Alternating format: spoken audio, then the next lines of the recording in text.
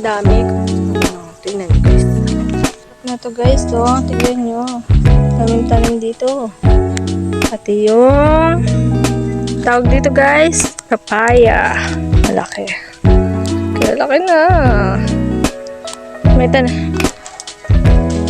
May tanim sila ditong sili. So yan. Dito lang sa bakuran sa gilid ng bahay. Ito okra, kaso lang wala pang bunga. Guys.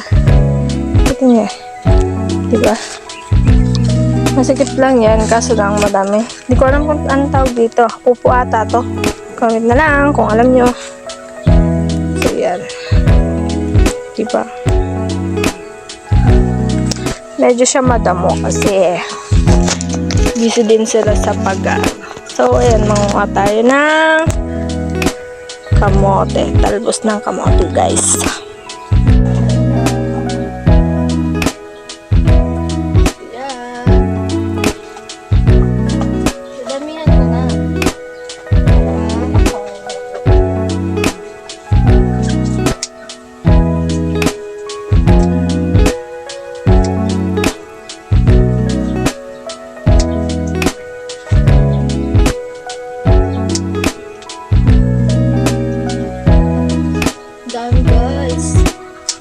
Tingin nyo lang.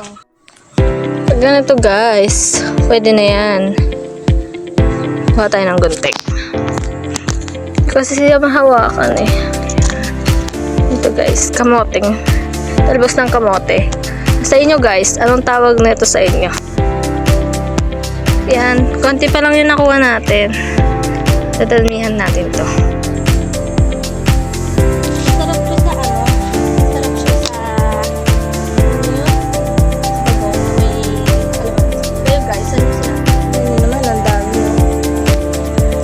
Pa dito si nanay.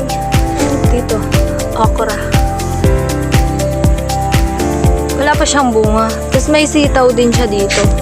Madamo nga lang guys. Pero, mash din ah. Katabi ng asahay ni nanay yan. So, yun. Medyo siya, masikip lang siya. Pero pwede din pang ulam-ulam. Tapos yung papaya, tingnan nyo guys. So, makita nyo yan guys, maniba na. Sabi yung papahinugin, ayaw ipapitas. Kaya yun, hindi pinipitas. Mas gusto kasi nila yung hinog. Kayo guys, anong mas gusto nyo? Maniba or hinog? Comment down. So yan, manguha pa tayo. Konti pa lang yan. Kasi pag naluto to guys, sorry. Pag naluto to, konti pa lang yan, diba? Eh, mahilig pa naman ako sa mga ganito. Sorry, oops. Kukuha pa tayo. Madami pa dyan. Mga nakatago-tago lang. Ito guys. Ayan o guys. Nakita nyo yan, ang dami pa. May buko din dito yung aking inay. So, yan. Ayan guys, ano ba yan? Ito to. Pupo ata to. Aakyat siya dyan. Kaya may ganyan yan. Para umakyat siya. Para umakyat yan. Tapos, dito na lang siya mamumunga pababa.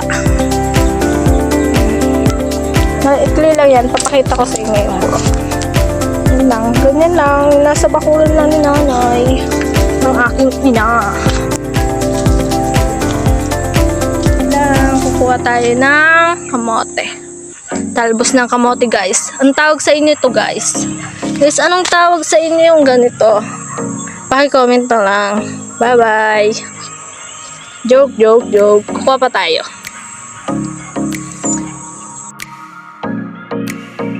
Marami na tayo nakuha. Tama na yan. Marami na yan.